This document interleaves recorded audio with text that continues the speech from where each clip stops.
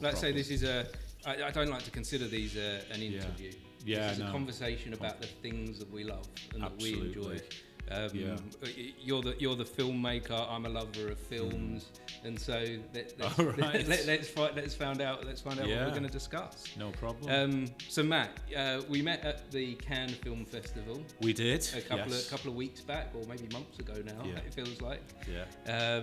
But you were there promoting your latest movie, or one of your latest movies. Yes.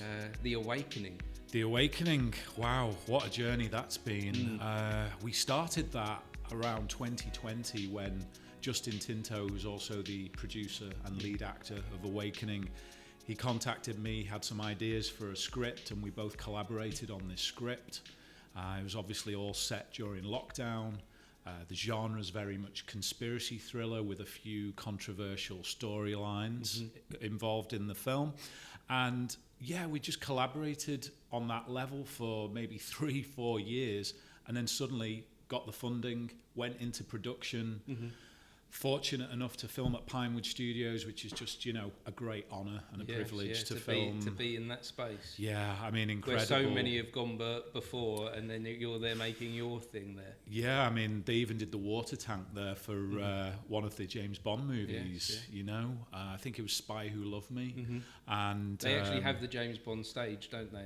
James Bond stage. They did Superman there. It's got such, a rich legacy of great films. They even built the whole of Gotham City for the Tim Burton 1989 Batman film. So quite, established and long-standing location. So on those grounds, you've also treaded and made your film. Yeah. And you got some names attached to this film, didn't you, as well? Do. You had a big star in there, Kevin Spacey. Got Kevin Spacey in there. He was great to work with, very professional and, typical for someone who is, absolutely at the top of his game.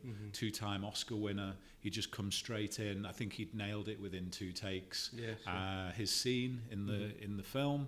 And yeah, he was just very professional to work with. For me, obviously, as a director, it's just a great honour to work with this type of actor. Yes, where your job is almost, it's done where you've watched their work before, you've admired their films, and then you're in their presence working with them, creating something.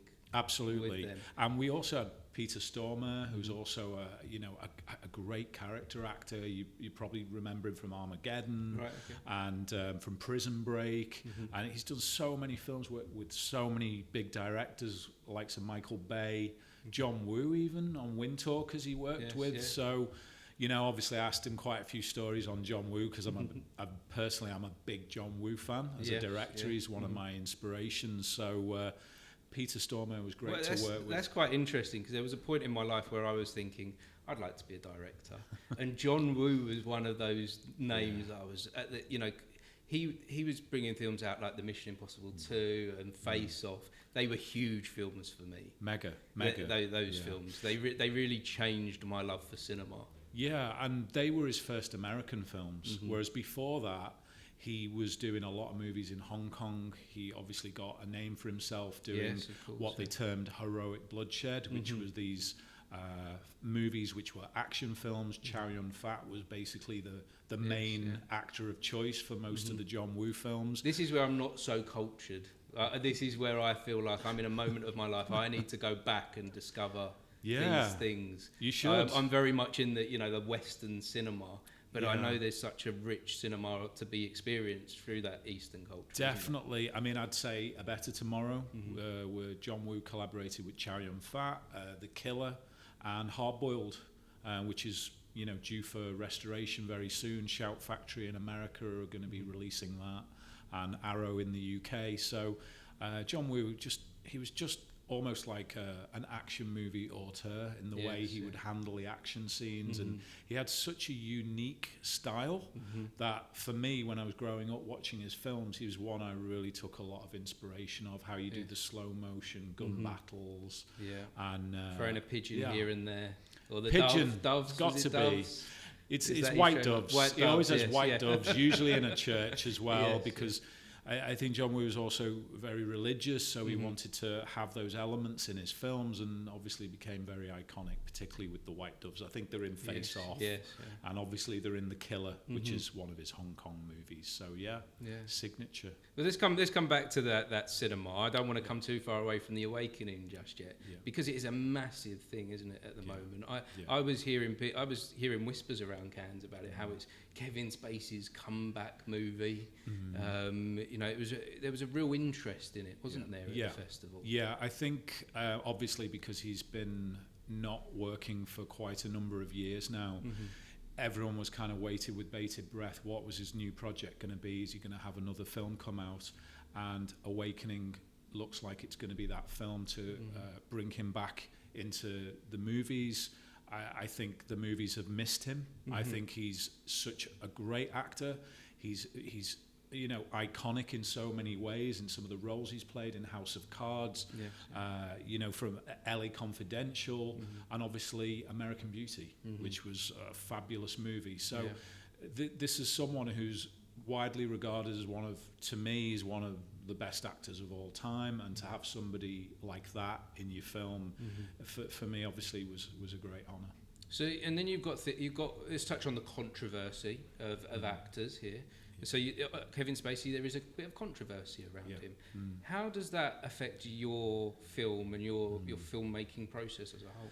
Well, obviously it's very tricky, because in terms of obviously the things he's been accused of, obviously allegations, he was proven. And that's what I feel that's so important to stress, that these are just allegations, and he was proven innocent in court. Proven innocent. But yet the media has come down on him as a guilty person.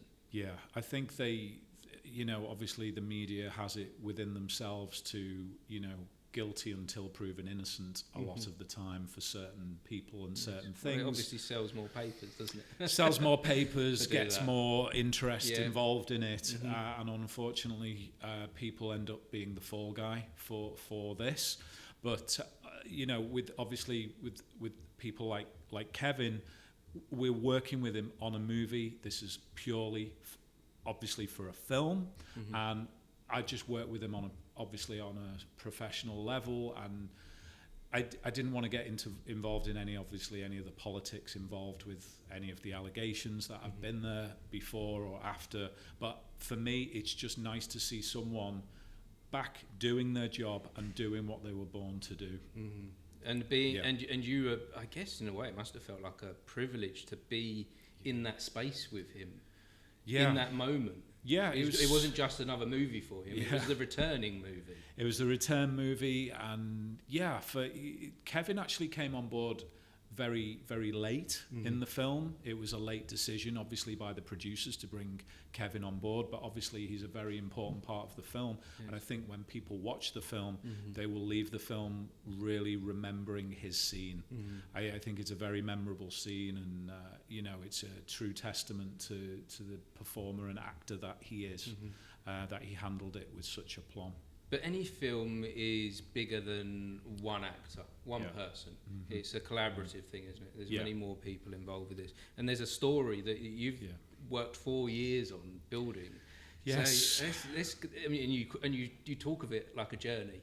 Yeah, it really was a journey. So let's go back to the beginning then. Where did it all start, The Awakening? So it all started because my friend Justin Tinto, who's the lead actor of the movie, he came to me with this idea, and he'd already started doing notes and some of the script already for the movie The Awakening, and he involved me in a lot of Zoom calls. We were doing a lot of back and forths, day and night, random times. And was this at a time when you had to do Zoom calls? It was 2020, it was 21 and 22, but I can't even tell you the amount of hours that him and me put into making that film what it is today, because it was, you know, for 4 years it was just me and him.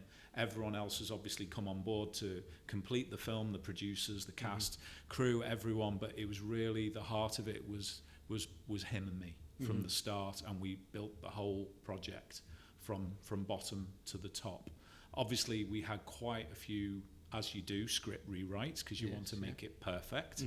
So I think now we're very happy with the way the film's looking. It's nearly finished in post-production. So can't wait to see what people think when it comes out, because it does test people's thoughts. It's, with it being a conspiracy thriller, some will believe and some won't believe, and that's normal. That's natural.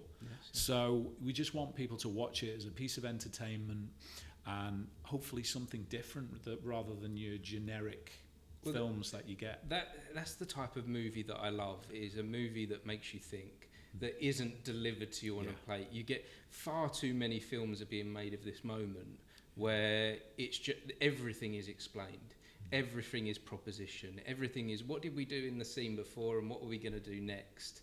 And it's even, I'm finding that in a lot of TV at the moment as well. They're just talking about what's happening, and everything's being explained to you and laid out, and you can just sit there and consume. I love a film where you sit there and you go, what's happening? Why is it happening? And then the person that you watched it with, you can talk to afterwards. Or you can ring your mate up and say, I watched this film last night. I have no idea what went on, but you must watch it. That's what I love from a movie. Yes. And you're talking to me about this thing that you've made, and I'm like, oh, I want to see this now. Yeah, it's an intriguing story. It's different. It's not like, say, and yet another Superman, yet another Batman, which obviously the studios have to make money, because they have an established audience, and they have established characters that the audience love to see time and time again. But we've tried to create a film and a story and characters that's very different. It's almost like an amalgamation of different genres as well when you watch this film. It's not like, Mission Impossible. It's an action movie with stunts, and the story is almost there to complement the action, not the other way around. So with this, it's very much the story. It's very much a now movie in the way its thought processes are, basically, with the way the world is in turmoil in a lot of places today. And it questions governments. It questions things that a lot of people take for granted in life, but they are maybe suspicious about. And obviously it's done on a fictional level, but it's whether people can relate that to what they think might be happening. See, I feel like we're in a moment where people's narrative, people's view of the world is changing a bit to that conspiracy. Conspiracy, it used to be a thing of, I know, mate, he's a conspiracy theorist, he wears a tin hat. Whereas everyone is questioning things now. Where there's social media and we have this open communication between all of us, and we can all share whatever information that we find, there seems to be a new way of thinking in the air. There does, and I think it's also because, do people always believe what they're told in the media? They probably don't. We know that they've lied to us. It's been, over the year, there's so many the news of the world is gone because it lied to us. One of the biggest newspapers going, and so it's been proven to us we can't trust these sources of information. And I think that's what the awakening kind of touches on. It gets people to think outside the box and not always believe the tried and tested media outlets. It says think sometimes out of the box, think about what could be happening behind the scenes. And like you say, it just gets people thinking. And I hope when people watch it, they come away and think, well, we've watched something a bit different there, and it's nice to see something that's kind of tested the narrative, tested the audience, and give them something a bit unique in a world where you're seeing repeated superhero movies. Sometimes I like watching them, but they're getting done again and again and again. And I think at the end of the day, people want good content and good stories. You need a good story. And I'd say I'm a complete sucker for the superhero movie. I will keep buying the tickets, but I'm at a point where I'm not buying the tickets. When I've been disappointed with the story 10 times in a row, I'm like, why am I doing this? Why am I giving my evening to go and see this thing that they're clearly not bothering with the construct of story? That's it. And sometimes I like actually going back and watching older movies. I watch a lot of Clint Eastwood. I watch Charles Bronson. Obviously, I love my kung fu movies as well. You know, your Bruce Lee, your Jackie Chan, Sammo Hung, Jet Li, Donnie Yen. But, I will go back and watch a lot of 60s films, 70s films. I love Alfred Hitchcock. He's someone, although I would say I pride myself in doing more action-based content, I still watch Hitchcock movies. I watch Akira Kurosawa. You know, I have influences in all different decades of movies. So where did this all begin then for you? Where did you always know you were going to be a filmmaker? Was No. that always?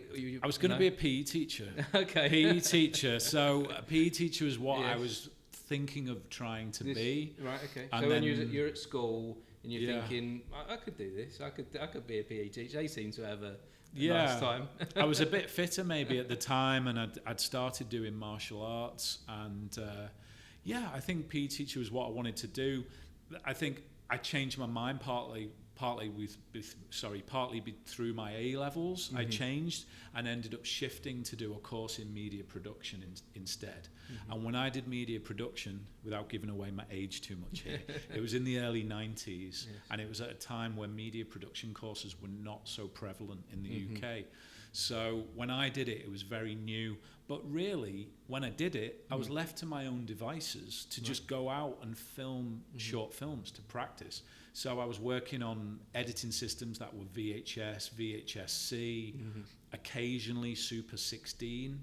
So I had to, I did the dark room where I transfer the film in the dark room, all very, very old school stuff. So you were experimenting a lot. Yes, a lot of shorts, and really it's that practice that makes perfect, because to me that was the seeds and the beginnings of me as a film director, as me as a cameraman, because I could get that practice in without the teachers kind of telling you what to do. They just leave you to go out, and it's up to you and up to your own motivation to go out there and film stuff. So I was just filming fight scenes. I was just like talking to my mate saying, can I do a fight scene with you where I fight like 3 of you in a corridor?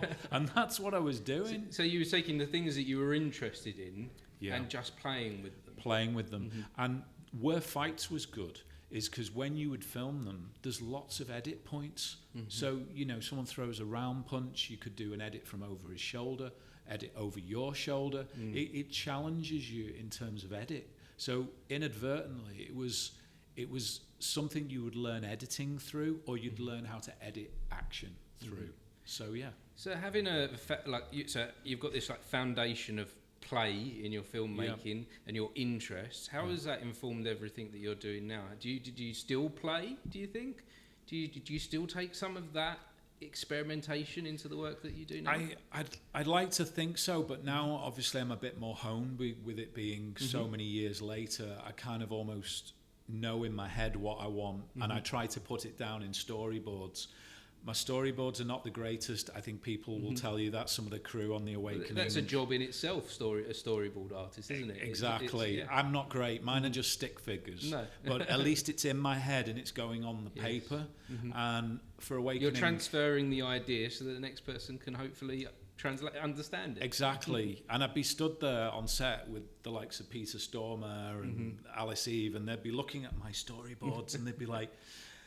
Okay, can you explain to me what you mean by that? It's just a stick figure. And it's actually the camera's going to be here and you're going to be there. And, for me, it was just a case of getting what's in here on the paper and then giving me a guideline for the film. But I took Awakening very seriously. I mean, I must have done 1,000 storyboards, for that film, because to me it was just so important. So storyboarding, I kind of see that actually coming away from the play. You're more kind of structuring the work that you do now. Do you find that is what helps you then? You like having that structure now? I don't like drawing them, but I like having it there as a basis and a foundation to start your day and have an idea of direction on where you want to go on the day. And also it helps the cast. It helps the cameraman. The DOP, in terms of he'll know what kind of angles I want and what kind of shots I want. Whereas if you go in with an edit, like with a shot list, which is in a list rather than drawings, you've got to explain yourself more, because it'll say MS, ECU, extreme close-up, medium shot. A lot of people know that terminology in the film industry, but at the same time, seeing words on a page is very different to seeing images on a page. So I think for me, it's nicer to do storyboards, because then you have a very clearer idea and visualization of where you see the film going, and therefore the cast and crew can also see that. It seems to make perfect sense to me that you would, being a filmmaker, that you would do it like that in a visual format rather than a written format. It's getting over mentally for me to do the drawing, because it's very laborious process. It can be very frustrating because sometimes I know myself I haven't drawn the picture correctly, and you're almost trying to draw it fast enough to get onto the next thumbnail picture because you've already picturing in your head where that is going to go from and to, and how it's going to cut. It's almost, for me, because I obviously did editing as well, I know I'm also trying to edit it as I'm doing the storyboards, so it does help having an editing background when you're directing, because you can already see how certain scenes are going to cut together. So was there, when you was at college, was there a career path that you was going to follow? Have you kind of found it as you've gone along? Yeah. Because there's a lot of film students that might be listening to this, and they're like, right, okay, I'm going to come out of college and I want to be a film director. I want to get to Pinewood. I want to direct the A-listers like Kevin Spacey. But how does that path go? What does it look like? Well, first of all, you've got to believe in yourself, and you've got to work hard. You've got to work really, really hard, and obviously believe in everything that you're doing, and just never give up. You know, sometimes people feel like they've got to give up because they've got to do jobs to pay for their way before they actually make a break or get a break in the film industry. But always believe in yourself, and obviously practice as much as you can. Do short films, get these short films seen, get them to festivals. At festivals, it's a great opportunity for you to attend and then obviously promote your work. But definitely practice, because, you know, even the greatest film directors in the world are still saying they're learning when they're doing movie to movie. I bet if you ask any of the well-known directors, they're changing, and also their directing style will probably evolve from decade to decade as a director themselves. So really, it's just getting out there and believing in yourself and making sure you've got a good creative mind to come up with ideas that you just hope people in the mass audiences will enjoy. And also connect with, I guess, along the way. Collaboration's so important, like you said before, collaborating with people who are sound recordists, camera operators, fight choreographers. Film is a team effort. It's very much a team effort, and you do have to work as a team to get that finished product out there. Yes. You've got to work as that team, because I know it's difficult, because when you're at uni, you're kind of primed to be a one-man band, and it's hard, and then sometimes you'll end up working with your friends, and that's where you get the beginnings of this collaborative process.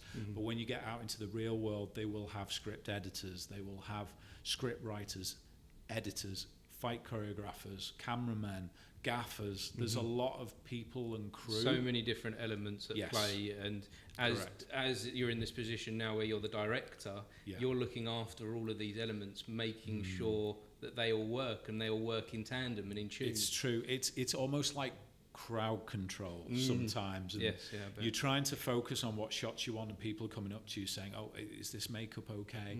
Is that set okay over there with that ornament over here?" So you do have to mentally prepare yourself to deal with all these different departments. And I guess there's a huge element of people management and people skills needed for something like this, to be a director. 100% it is. It's all about how to manage people and being easygoing enough to give them a relaxed environment for them to work. Me as a director, I'm not a shouty director. If I start shouting, something seriously badly is wrong on set, because I just don't take that approach. I like to move quickly on the day. I do like to move quickly because that's my background as an independent director and cameraman. I do move fast. I do expect people to try and move the speed I'd like to move. So sometimes, I do get frustrated if things are moving slowly on set, but ultimately we're all striving to get this great end product, and you do have to take a bit of time if it means lighting has to be adjusted, and if something looks good, because once it's recorded, it's on film forever.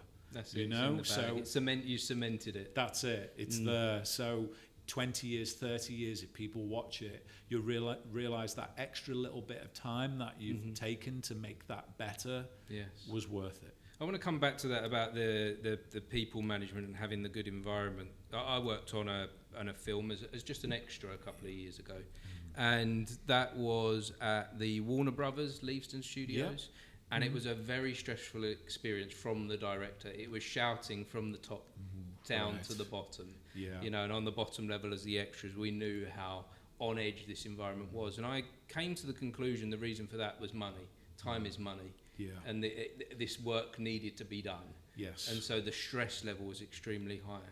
So when you're at a place like Pinewood, how do you avoid the stress level from going up to those kind of levels where everyone's just feeling down and they don't want to actually be there anymore? Well, first of all, as a director, you sometimes, at my level at the moment, I've been working with, let's say slightly restricted shooting schedules in terms of the amount of days. Some films might be only 20 days shoot, some might be 25, whereas I know some American films, they're shooting for 3 months, they're shooting for 6 months. So when you're directing a film and they give you a certain amount of days and you realize you need more days, it's already a bit of stress, because you're trying to, depending on your directing style, if you like lots of cuts and lots of angles, it's hard to cram that all in on a day. You know, it's very, very hard, and that's when you are under pressure, because you do need to make the day, as they say. You've got to get all the shots that you were scheduled to do in that day, and then maybe that's why other directors do get stressed, and they know they're, you know, getting behind schedule, and they don't want to run it onto another shoot day, which could also be a busy day. So it's not, from that point of view, it's not easy. Time is money. The reason why you have less days on movies is because they have a certain budget, and that budget is allocated per day, and they can't run over those days because it goes over budget, and then obviously they need to source extra financing, or maybe they can't. So for me as a director, it's very frustrating, but I think a lot of directors feel the same. You know, they want to have enough time to be creative, you know, and that's very important to them, because they're hired to be creative.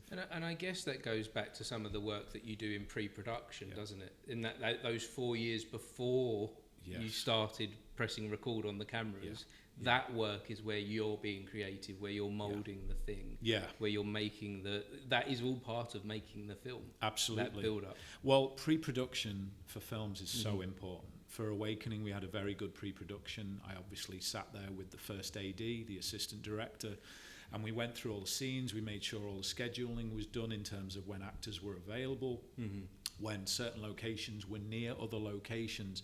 So we meticulously went through it and made sure it worked well in terms of movement, of moving crews from location to location.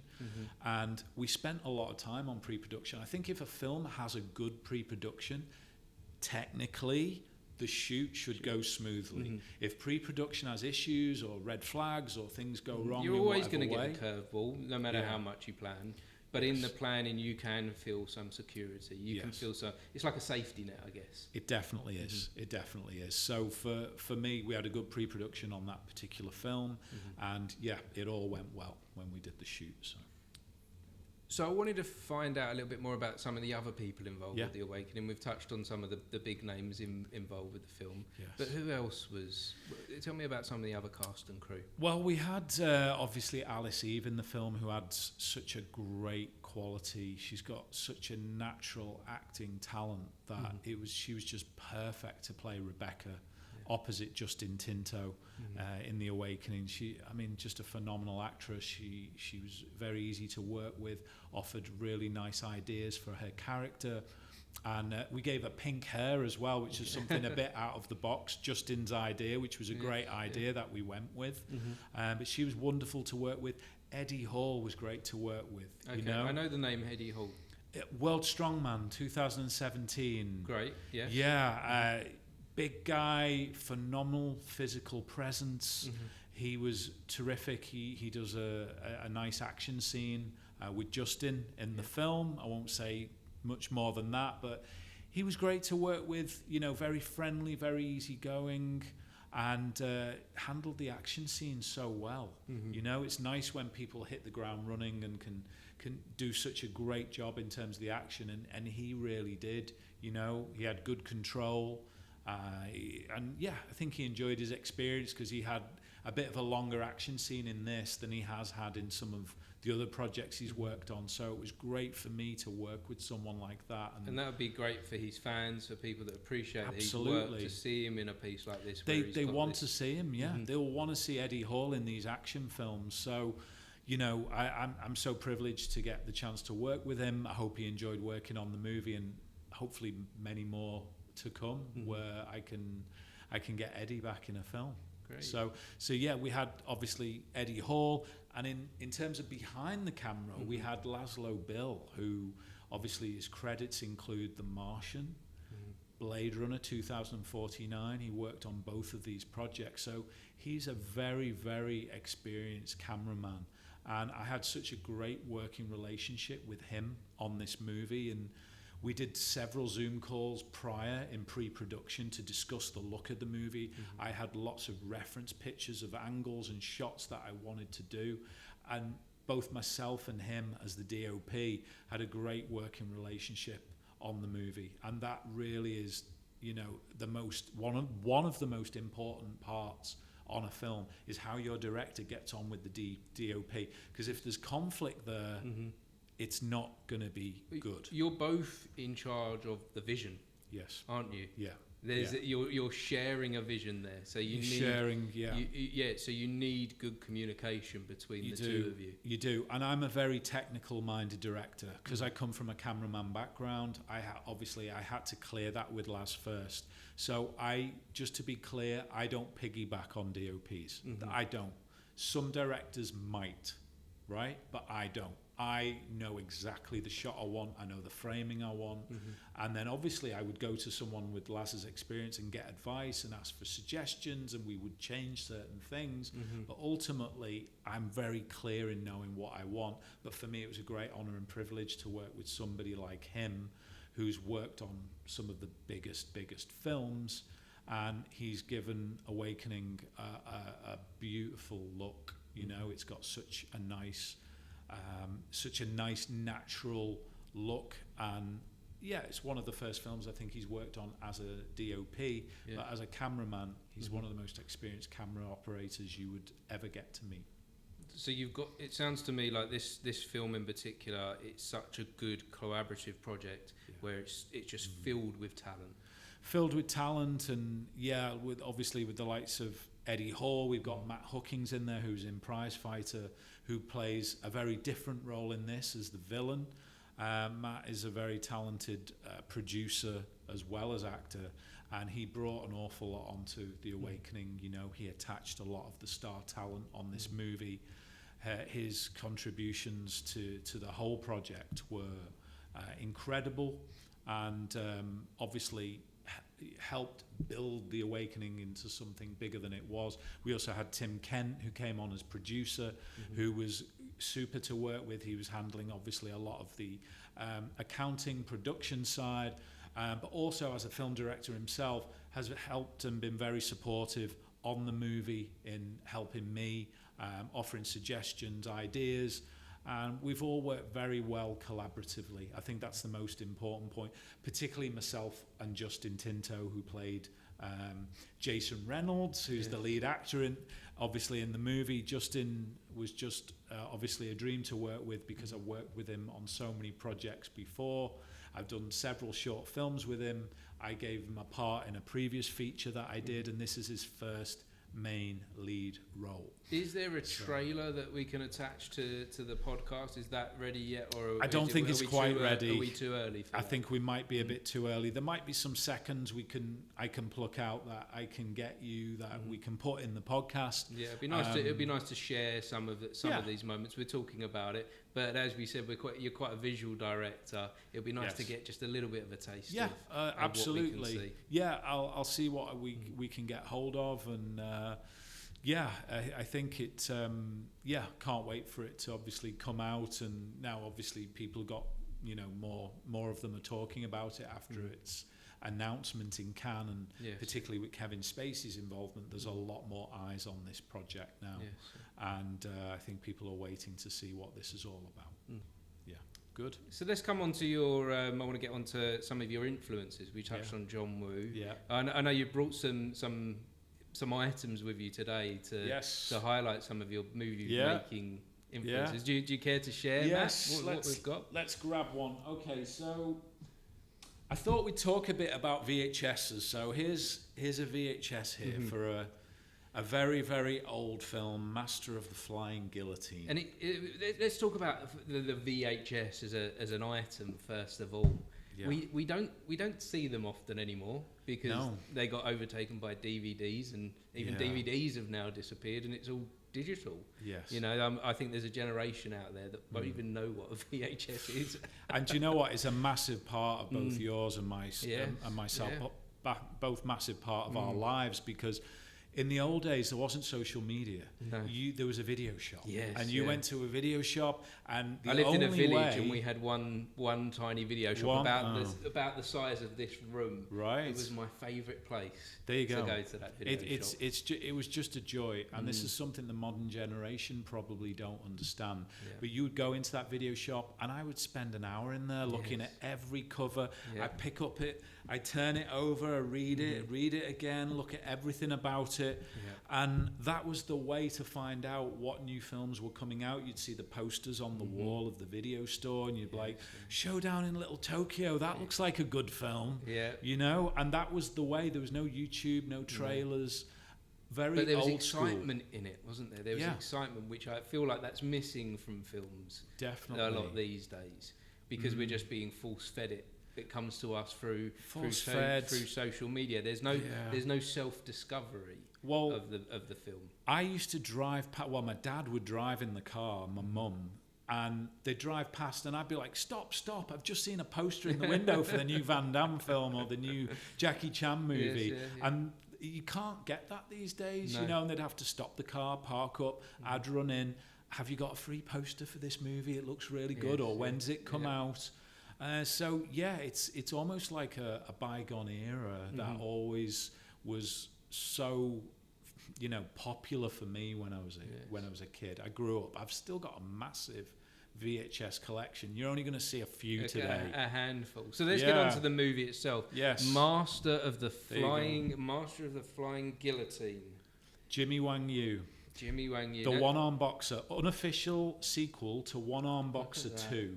It feels nice to hold it as well. I know, solid. And this was, as I say, an unofficial sequel to One Arm Boxer. Came out in the what we call the pre-certification days. In England, they had no certificates in the early 1980s. This was an early 1980s release. Yes, And then in 1984, when the BBFC started clamping down and certifying things, they would all have 15 certificates on, 18 certificates on.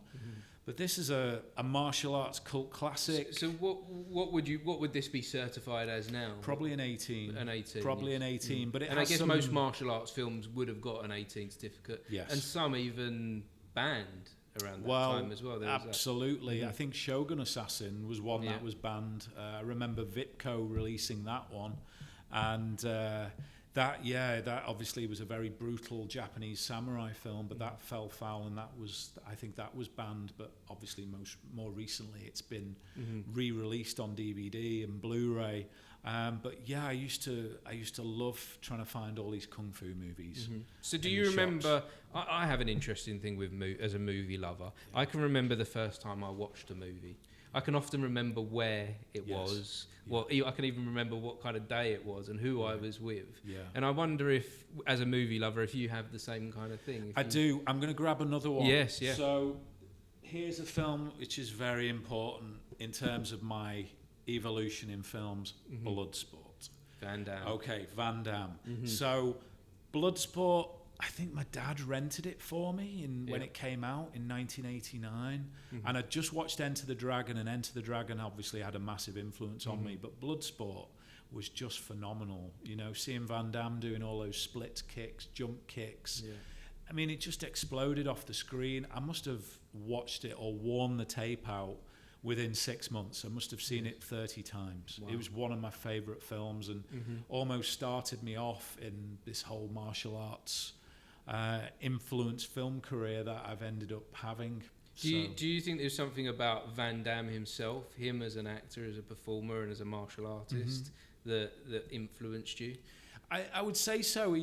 I was imitating his kicks for years. I was doing jumping splits kicks in the garden. Obviously, I'd try and imitate Bruce Lee, but with Van Damme, his moves were so balletic, so acrobatic in terms of his jump kicks, and all his techniques looked super perfect and smooth.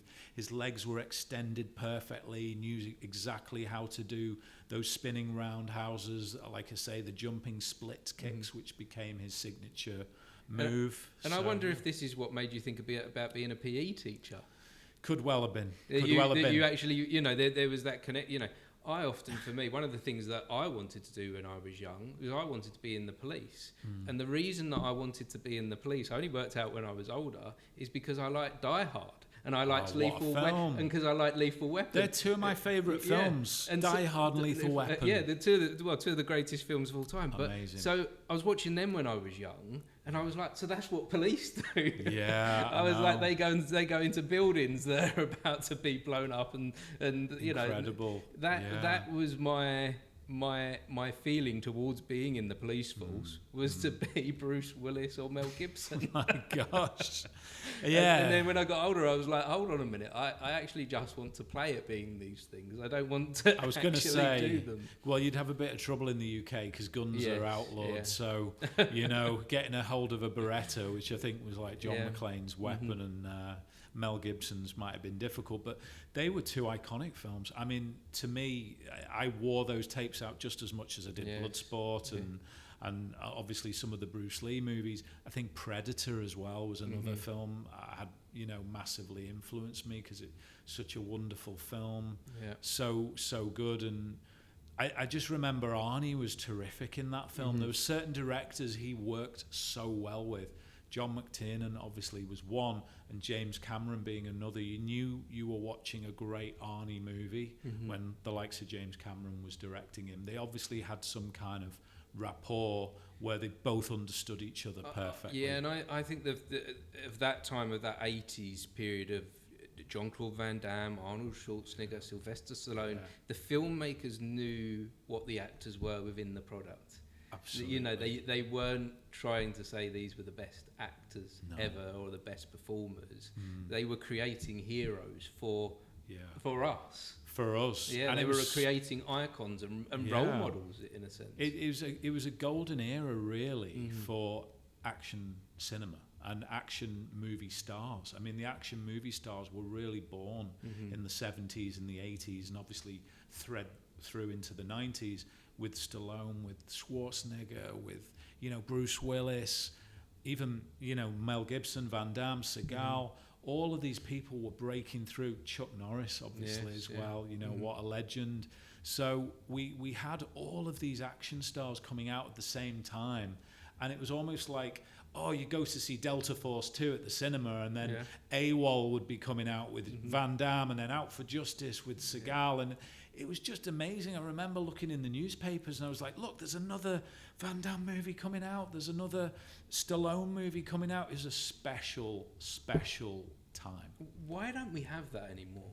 Why was there a time of this action movie star? Yeah. And it had a time and space in the 80s, early 90s. And then I know there was some bad action films. Yeah. I'm going to kind of answer the question myself here, maybe.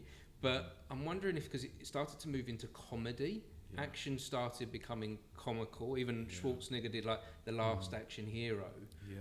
But why are we not returning to it? I'll be honest, it's a really difficult question to ask. It was almost like to answer. It was almost like a natural evolution of how the industry just has shifts and changes. So it went through all these serious, dark 80s action movies.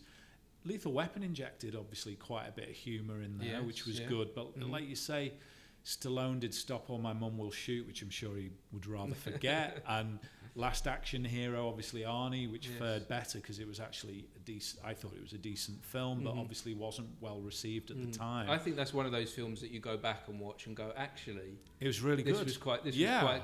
Yeah. At the time, it was a bit maybe misunderstood Yes. of what the thing was.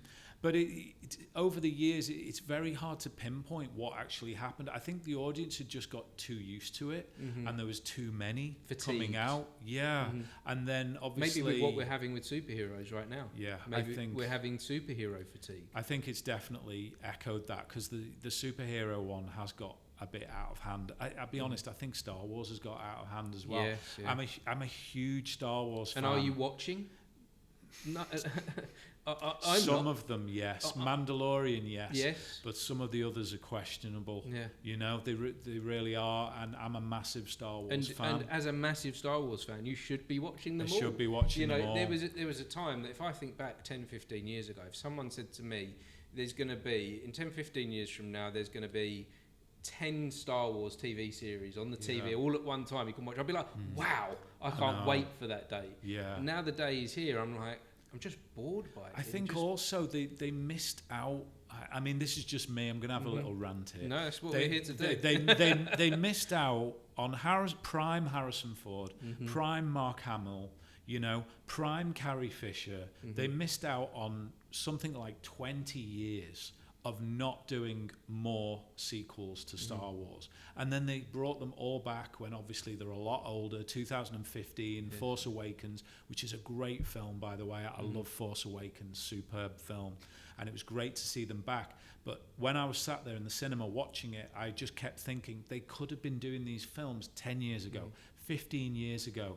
Why did they stop at Return of the Jedi? Well, see, I think they were so special because they were only 3 films. Like, that's why they're so monumental to cinema, is because they were just the 3. Very iconic. Because they're so iconic, they cemented the stories and they were like, this is it. Yeah. Whereas now it's just pure dilution. It's saturated. They've seriously saturated the market, and and also we would have liked more Harrison Ford young. That would have been lovely. Yeah, but I mean, could you imagine if they had a Han Solo TV series in the 90s or 2000? Yeah. I mean, it would have been amazing, you know. And they've obviously missed that. They could have done one with Luke Skywalker, but for me, it was great to see Luke Skywalker coming back in that Mandalorian episode. I know it was CGI what they'd done to bring him back. But that was a little touch.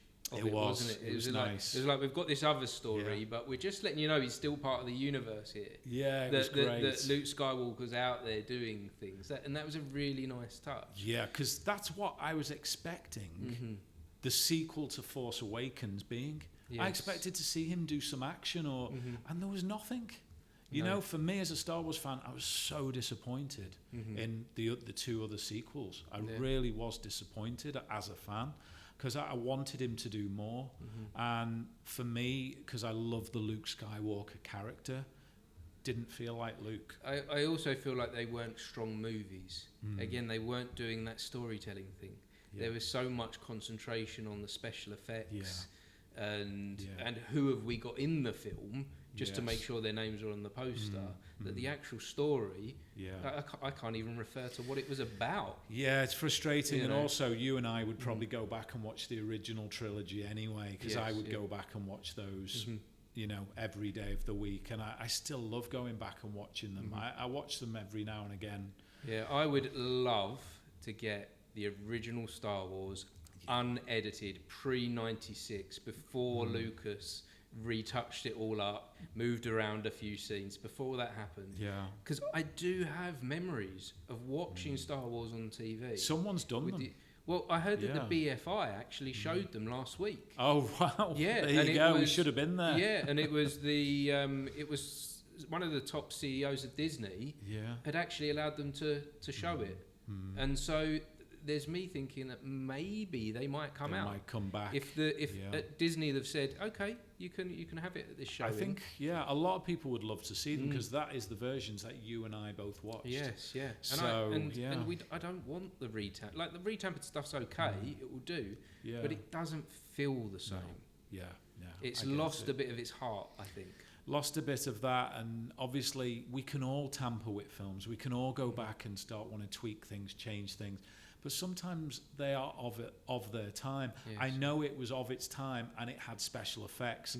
And obviously George Lucas, I think he might have felt within himself he was ahead of his time in the way he was thinking on how the effects were going to look. Yes. And now once they were able to do that, he was able to get more of his vision across. So, okay, I do understand that. But obviously the fans, we all watch the original version. Yes. We just want to see the original version. But from the director's point of view, you can also see his side of the story. But when they change little plot bits, that's when I'm not too like happy. Who shot first? Yeah, I wasn't pleased about that. But, you know, it is what it is. Hopefully the original versions will see the light of day. That would be nice. I do feel like it's holding back art from people that want to see it. Yes. Would you do that with any other art form?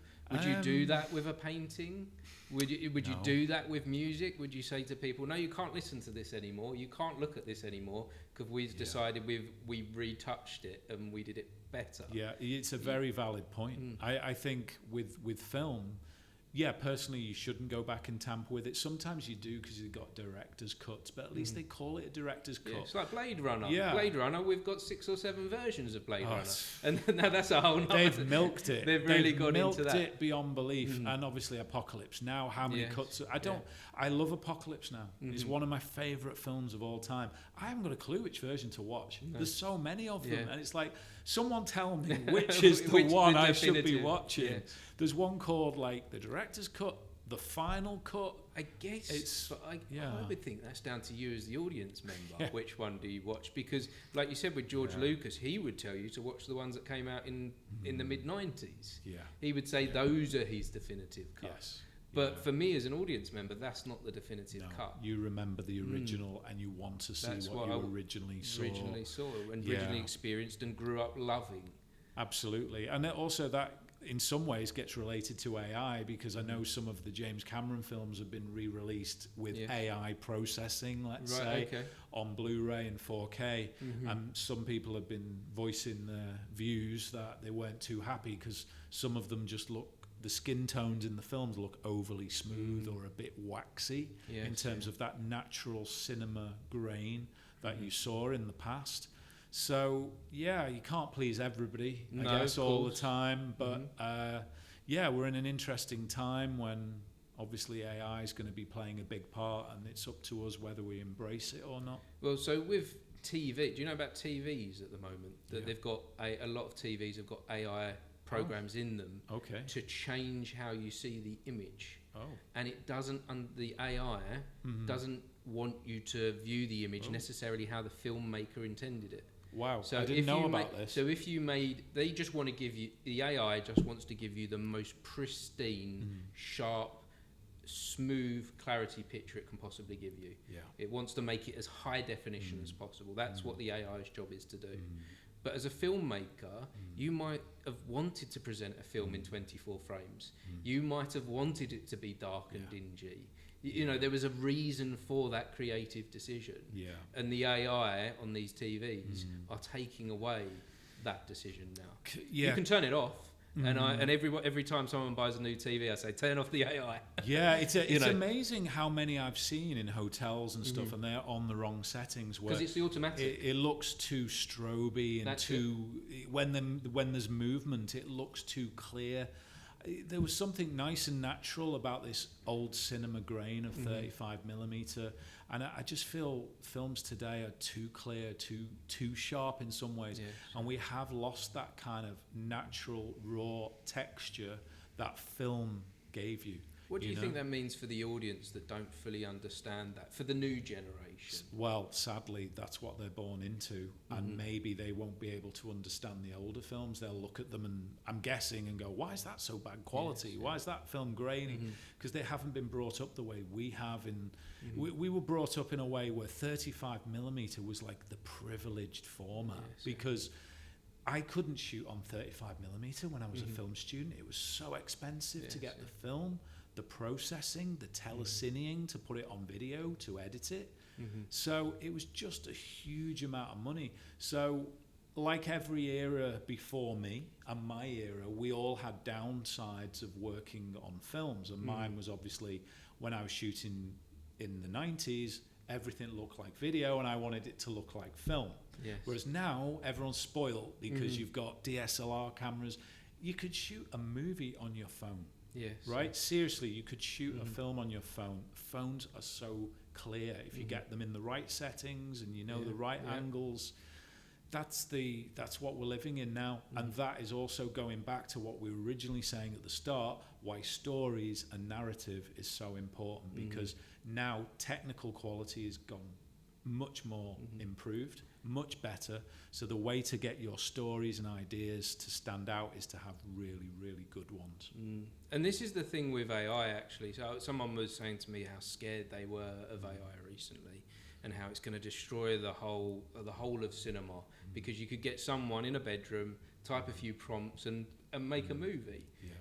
But at the same time, there is an opportunity for us here. There is an opportunity for us that if we have stories that we want told, we don't have to wait for permission. We don't have to wait for the technology to be right, because the technology is there for us to do it. So maybe we're moving into a storytelling era. Is that a possibility, do you think, as a filmmaker? Yeah, absolutely. And hopefully this Awakening is just an idea. is one of those movies which does do that. You know, we want to see films that are different. We want to see ones with a unique story, nice, good characters, because the audience wants great characters. Yes. They love the characters in films, and if there's a character that they love, they want to see them again and again and again. Whereas if you don't build a great character, it's just a disposable movie. Yes. We'll forget it in 6 months. We won't even remember it, you know? But like films like I've been saying, like Master of the Flying Guillotine, Bloodsport, they go Bruce with Lee, you for the rest of your life. People are still, they're getting reissued.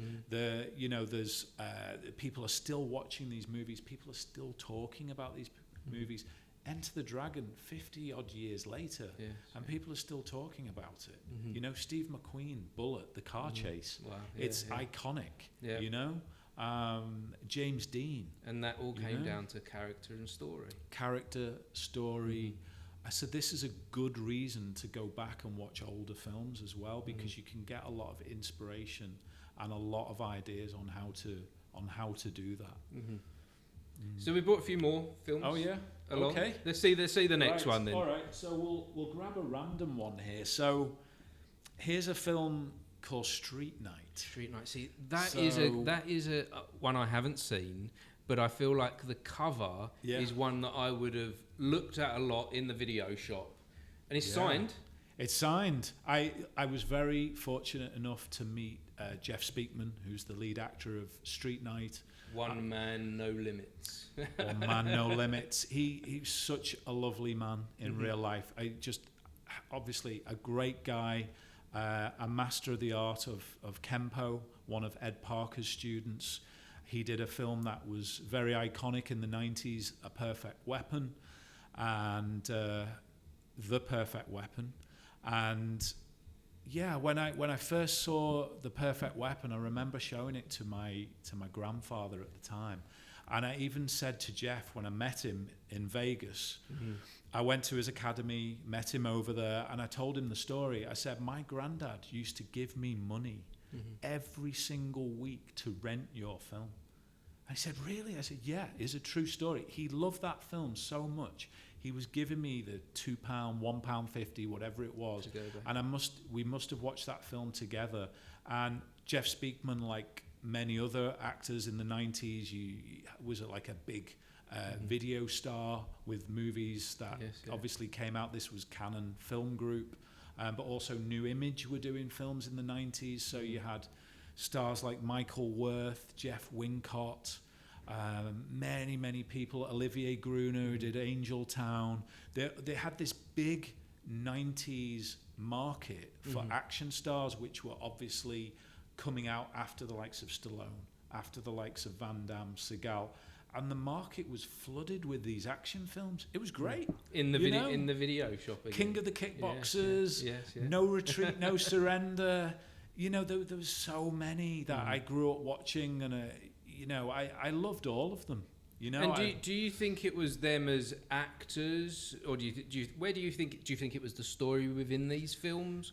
What do you think it was that actually connected with you? Well, for me, I just wanted action. I wanted to see fight scenes. I wanted to see martial arts, and it didn't matter to me who it was. I just wanted to see these, and it was almost like I was craving for this content that I wanted to see, because I'd seen a lot of Bruce Lee's, I'd seen Jackie Chan, Van Damme, and all these new people were coming out, and I would watch all of them. I wouldn't be like, oh, I don't like him. I'd literally watch all of them. But for me, it was just great that it was an era that it was very special to me, my upbringing, and obviously these people have influenced me a lot in my filmmaking today, and I still go back and watch these. I still go back and watch these movies whenever I get a chance. Do you take a moment from any of these films and translate? Are they kind of quite visible? Would a film student look at your work and go, "Oh, I can connect the dots there. I can see that"? There is a couple of nods to certain film directors in my films. Yes, it's whether the people can spot which ones are. I don't know that they necessarily have to, do they? It's kind of for you, that kind of. Well, element. I think every filmmaker does. I mean, Quentin Tarantino is just unbelievable. He's doing it through every other scene, isn't he? he's obviously got his influences. I know Reservoir Dogs was heavily influenced on a Hong Kong movie directed by Ringo Lam called City on Fire, and Chow Yun-fat was in that film. Ironically, he was obviously a long-term star of John Woo movies, and City on Fire had a lot of the scenes that Reservoir Dogs had, such as the bit where everyone's holding the guns to each other at the end. Right. So everybody has their influences. Jackie Chan was Buster Keaton. Yes. Charlie Chaplin. I mean, you watch a lot of those Buster Keaton films. Look at the stunt work. It was incredible. Harold Lloyd. This is like vintage 1920s, 1930s cinema, influencing a generation which was 5 decades later, 6 decades later. And obviously people like myself are getting influenced on 70s, 80s, and this is how it goes from decade to decade. This is how creativity builds, isn't it? This is how whatever creative field that we're in, this is how we make new stuff, by looking at what's gone before. Yes. I don't think that there are any actual original ideas. I think everything is a build-up. Yes. You might think it's an original idea, but it's been influenced by something along the way, hasn't it? Yeah, absolutely. And I think it's very important that people should not discount if they've been influenced. No shame in it at all. I think for a little while, when I was doing that with some of the creative things that I was working on, I was almost made to feel like there was some shame attached to it if I was taking an influence from somewhere. Like, oh, you haven't got any of your own original ideas? Yeah. But actually it was it's because they were the things that I loved, and I want to build on that so the next generation can as well. Yeah, I mean, just to give you an idea, I did an action horror film a few years ago, and obviously I'm a huge Sergio Leone fan. I grew up watching the dollar films as well, Fistful of Dollars for a few dollars more, Good, the Bad and the Ugly. Yeah. And you love that classic shot where the gunslinger is stood there and the camera's between his two legs, and you see between his legs the people he's got to cinema. shoot. That's cinema. Yeah. And I copied, let's say, or influenced to copy one of those shots for one of the scenes where someone's holding a machete. So in mine, they're not holding guns, they're holding a machete.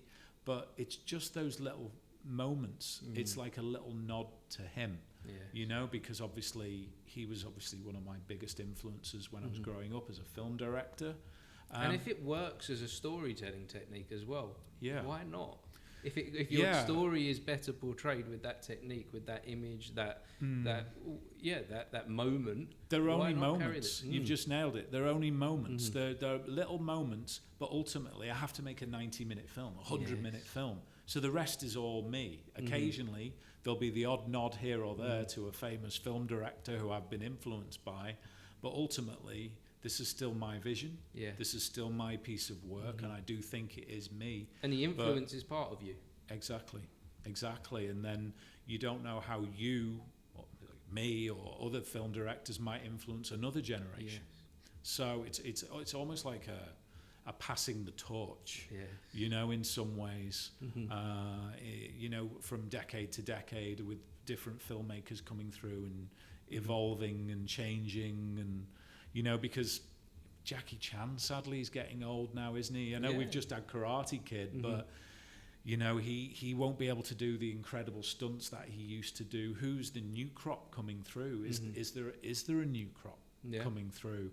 I know we'll all be craving it. You know, we'll all be wanting some more action stars. But at the moment, thankfully, we've got Tom Cruise with Mission Impossible doing these incredible stunts on aeroplanes. But then it's kind of like, but then that's the only one. Like you say, where are they coming through? Yes. I wonder do you have any idea how we can help the next generation come up? How we can keep that engagement with cinema? I think we were very fortunate that, to give you an idea, when the likes of Stallone were coming out and Arnie, people like Van Damme were obviously influenced by them. Yeah. You know, they saw Stallone, I'm going to pump my muscles to look like him. I've got to get it to that level to make me look as big as them. So they were getting influenced by that generation. Right. And then suddenly in the 90s and 2000s, a lot of the martial arts stunt people who I was working with when I worked as a stuntman on the likes of The Medallion with Jackie Chan, they were getting influenced by Jackie Chan. So they were more acrobatic. They were more doing stunts.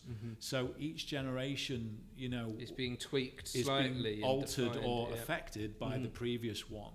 So after Jackie Chan, there was all this incredible parkour stuff with people doing stunts and backflips and jumping off buildings.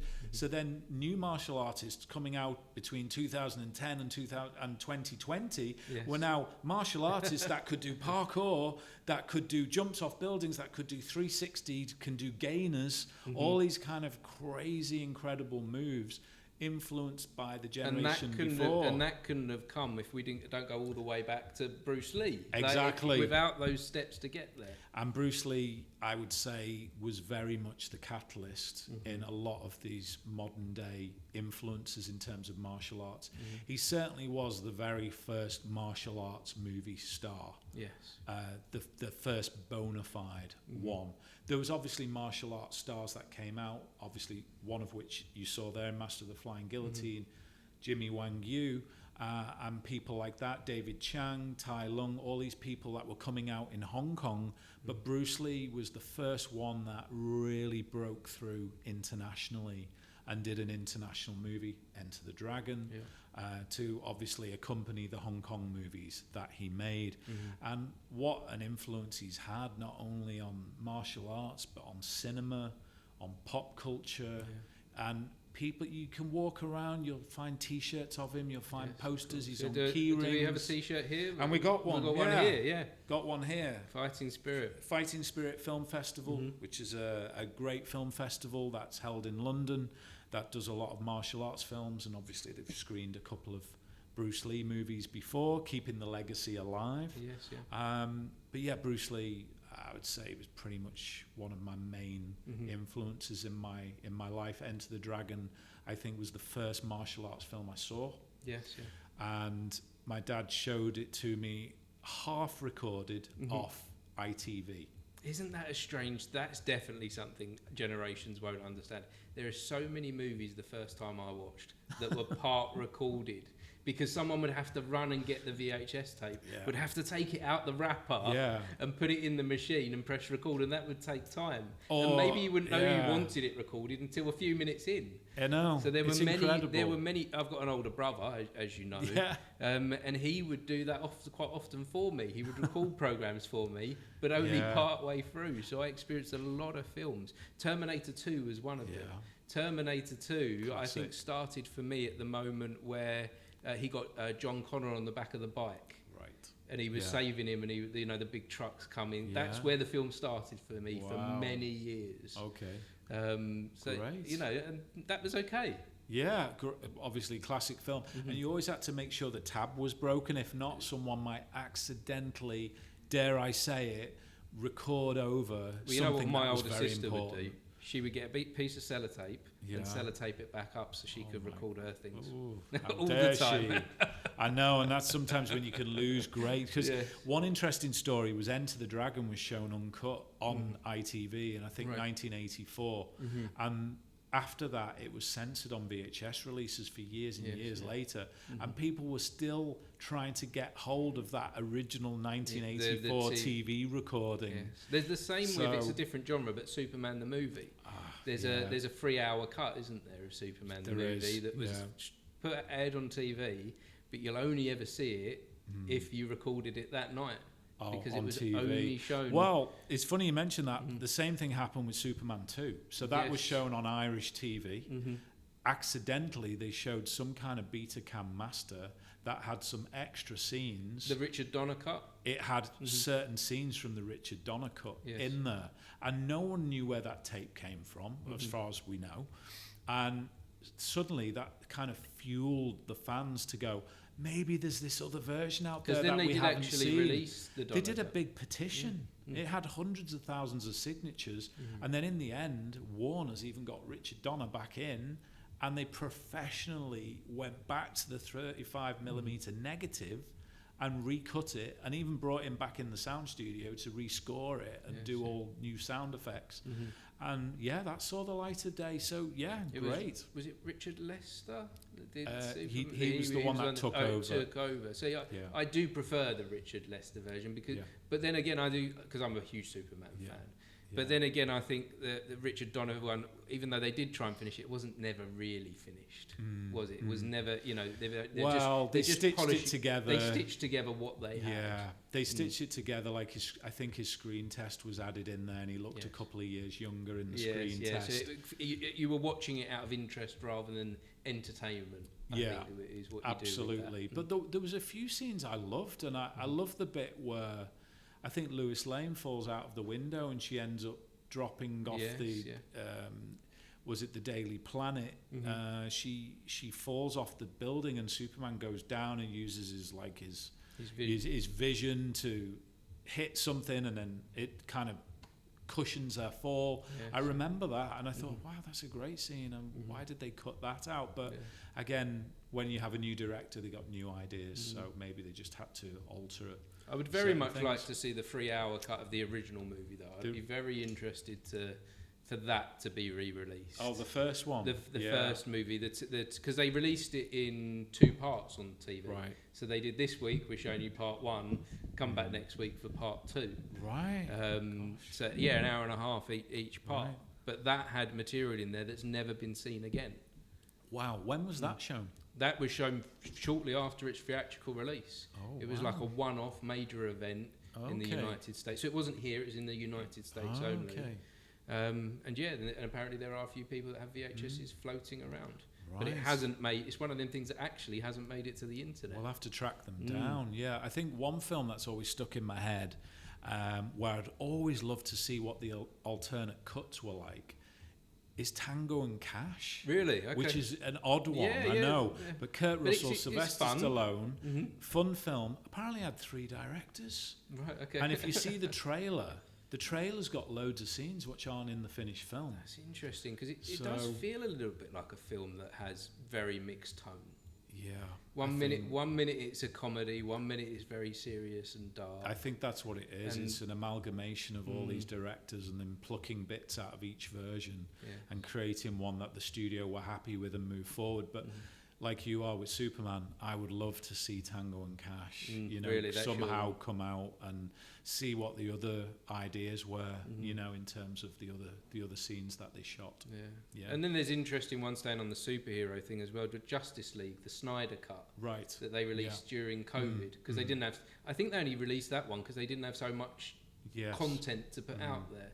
But it was very interesting to see, because he dropped out halfway through the film, and Joss Whedon took over, and made it all very soft and fluffy. Yeah, and he wanted to make something that was dark and gritty, and in fact, really, he wanted to make it in black and white. But the studio didn't want a superhero film in black and white, and it's a completely different film. Yeah, it is even with the same scenes in there. The story is completely different. Wow. Yeah. So it just goes to show you another person's vision on what they want. I'll be honest, I haven't seen it. No, it's not great. Yeah. It is. I'm not a huge fan of Zack Snyder. I think he's all vision and no substance. I think he's a great cinematographer, but he's not good at the storytelling. Right. And so I was never a fan of that superhero era. And I can see why it kind of has come. Why it's come to an end, and they've got to restart. Definitely. Well. Yeah, I mean, obviously he's got his fans and admirers, but for me, I love the Richard Donner Superman films, and they were so fortunate that they had just the perfect Superman with Christopher Reeve. I mean, you know... well, he was my idol when I was growing up, Christopher Reeve, Superman. Perfect. Yeah, he was Superman. Yeah. He embodied that character, didn't he?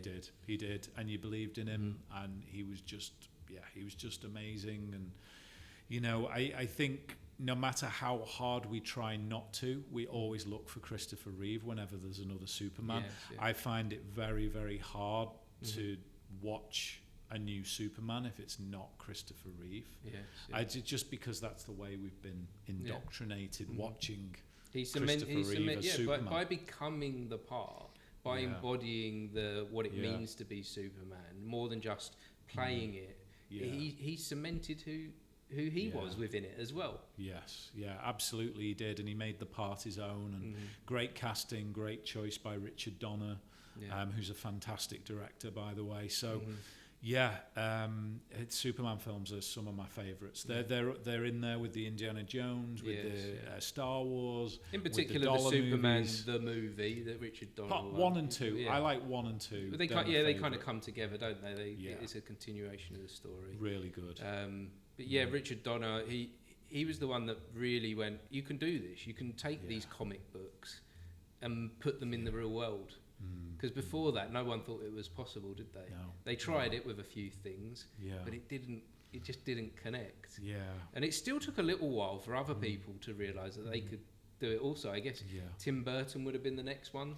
Burton, and he did a fantastic job with Batman in '89. He had a great cast, though. I mean... You got Michael Keaton at your disposal. You got Jack Nicholson, Kim Basinger when she was like prime. But at the time, that was hated, wasn't it? I saw it twice at the cinema. Did you? I watched that one twice. There's a few films like Terminator 2 I watched like 3 times at the cinema, but Batman I watched twice, and I loved it and loved the music. Prince doing the music. It was an incredible soundtrack to accompany the film, which. You know, people forget how important soundtracks are for films. And I don't forget that one, actually. That one is, I've still got that on a CD, the Batman soundtrack. Yeah. And, that was a very important one. But, again, you don't get that so much these days, in fact, at all. Well, for me as a director, I find it so important to pick a good music soundtrack. You know, picking the musician is very, very key to making the film good, because...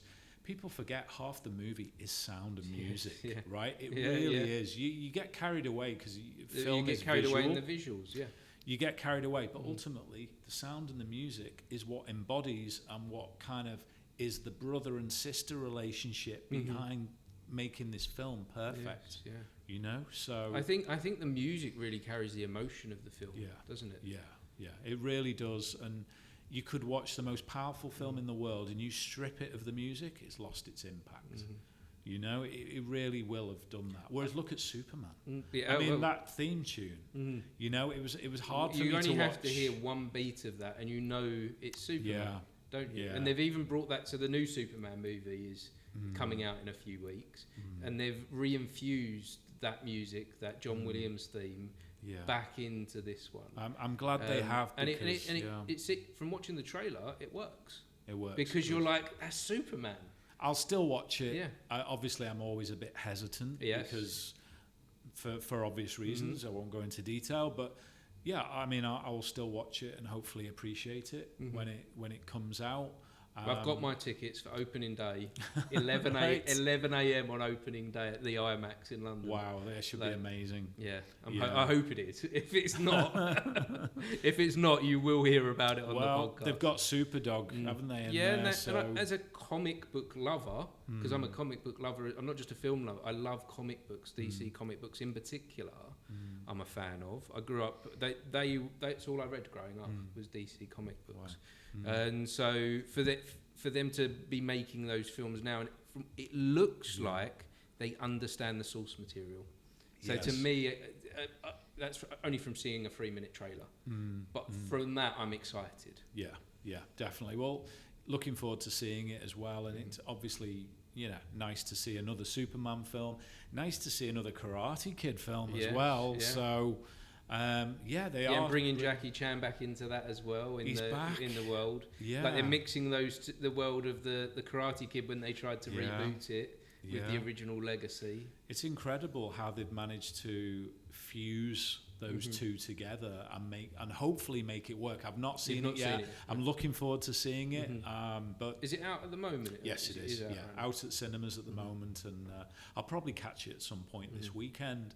But yeah, very excited for that. And it was like when Rambo came back after a long hiatus, It's great to see these characters again. Yes. And like, it goes back to the whole character thing. Rambo came back twice, right? So there's 2 extra Rambo movies come out, and, Arnie reprises his role as the Terminator. These are very iconic characters that the public want to see, So...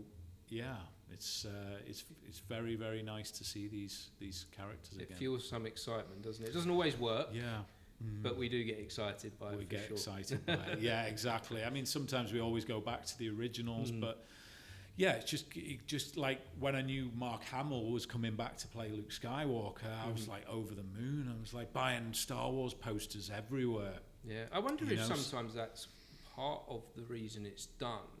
And maybe it's not conscious at all, but there's something for me recently. This is slightly different to film, but Frasier, the TV series.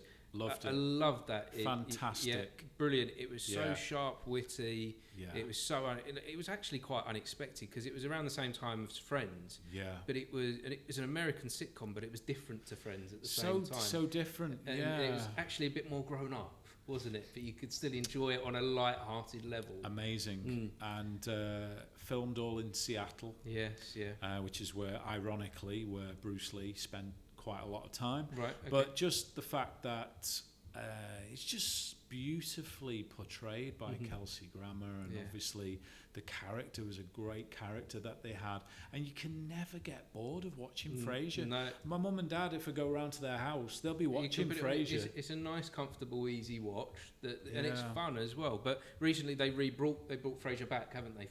They've done 2 series that's on Paramount Plus, and I couldn't get through the first episode. I tried. It's painful. I've not seen the new one. They clearly don't understand what made it work before. It isn't the same product. It's not the same type of humour. The character is just called Frasier. It just looks like him because it's him. Right. But none of it's reminiscent. It's quite painful actually. Go back and watch the originals. Well, that's what I've done. From watching less than half an hour of that, I've gone back and watched all 10 seasons of Frasier this year. Like I've just binged watched it, and I'm like, was that the point? To make us go back? Was that the kind of, did they make that so you'd go back and watch that material? Well, it's kind of similar with Cobra Kai and the Karate Kid, because then you want to go back and watch the film in a different way. And I'd love, really, they should ask the modern generation of teenagers who've watched Cobra Kai, how many of them have gone back to watch the original Karate Kid to see how these older characters developed at the start, like your likes of William Zabka's character, Martin Cove's character, and obviously Thomas Ian Griffith who comes back as well, who is another 90s action star. He did some films. I think he did a film called Excessive Force in the 90s, which was a very popular VHS video when it came out. So just love to see if the modern generation are going back to watching those old, like Karate Kid 1, Karate Kid 2, Karate Kid 3. I'm sure they are. And what a series. From 1984 to 2025. And it can and it's give still that, going. it gives that character arc a whole new dimension by doing that. Yeah. No matter what point that you come in, so you could come in at the later point and watch the new stuff. Yeah. And go back and experience it one way, and you could start at the beginning and go forward and go forward. And experience it a different you could way. do it. Yeah. You can do it back either to way front. around. No, very, very valid point. And I think the only thing they lost in the Cobra Kais was just that odd bit of Mr. Miyagi, because he had that kind of magic. But obviously, you know, sadly, and I think if they away. tried to recreate it, it would have just been you'd have seen the cheese, and it wouldn't kind of gel. It would have been the only way they could have done that would to be force it in there. Yeah. And so that would have been a hard one to do. So, and maybe that's what Jackie Chan is kind of doing in the new film. Yeah, exactly. Well, looking forward to seeing it. So I'm very excited. Nice to obviously to combine him with Ralph Macchio. I think is a very clever idea the studio have come up with. And I'd love to work with Jackie Chan one day. It'd be great. That'd be a dream. Yeah, I'd love to direct something with Jackie. Yeah, and you know. What is the dream project then? What does that look like? We talked a lot about the past and where you've been on your journey and what you're up to now. So what is the dream for the future then? Dream project or dream project? Ultimate dream movie. Dream movie. I think I would love to do a film maybe a bit similar to The Silent Flute, which was a film Bruce Lee wanted to get off the ground in his obviously in his later years. A bit like a mystical martial arts warrior searching for himself and having to fight people and learn lessons along the way. That's something I would really love to do. I think it's still got a lot of potential. I'd like to try and work on the story in some way to get that out into the world properly. So this was a film that was never It was released. made. David Carradine ended up playing the part. I think they changed certain things in the storyline, and it did come out in the 1970s, but it obviously wasn't Bruce Lee's, entirely his true vision of what he wanted to do. But that's a story that's very close to my heart that I'd love to see put on screen and done properly. Just another project that you'd love to see.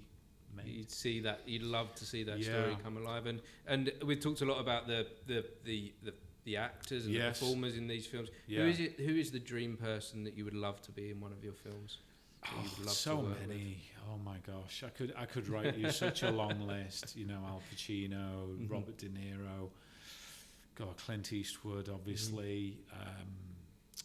So many. I could just do a list. I mean, of the current crop. Michael Fassbender, what an incredible actor. Ryan Gosling, incredible actor.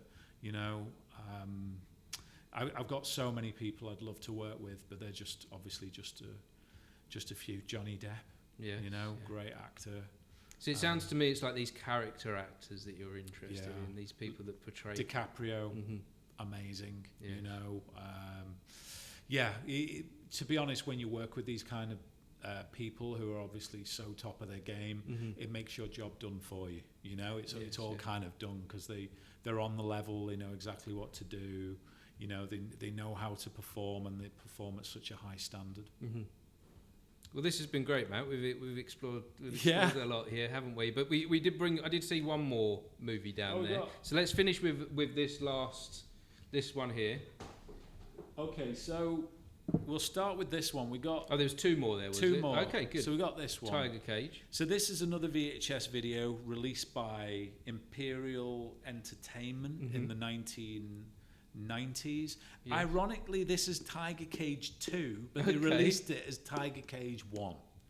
Why? And Donnie Yen's in it. Everyone knows, obviously, Donnie Yen. How do you know it's Tiger Cage 2? It's Tiger Cage 2. How do you know? They didn't release. I think Tiger Cage 1 was released under another title, so they thought they'd release this. So Tiger Cage 1 was called Surefire and was released by VPD, which was a very prominent 80s, 90s video label. Yes. And this was one of Donnie Yen's very first VHS releases back in the 90s. Obviously, people know him now from him in John Wick 4. He's just about to do a movie for Lionsgate for playing the Kane part. that he played in John Wick 4. He's reprising his role as Kane.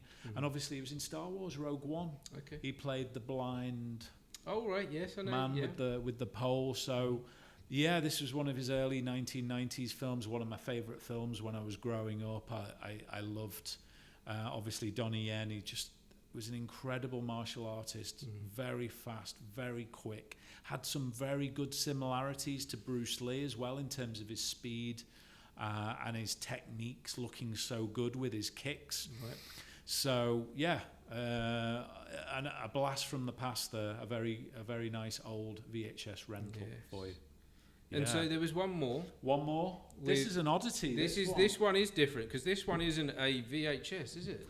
This is a Betacam, an original Betacam in its cellophane from the early 1980s, released by Rank Video, and it is Bruce Lee in The Big Boss. A Betacam tape.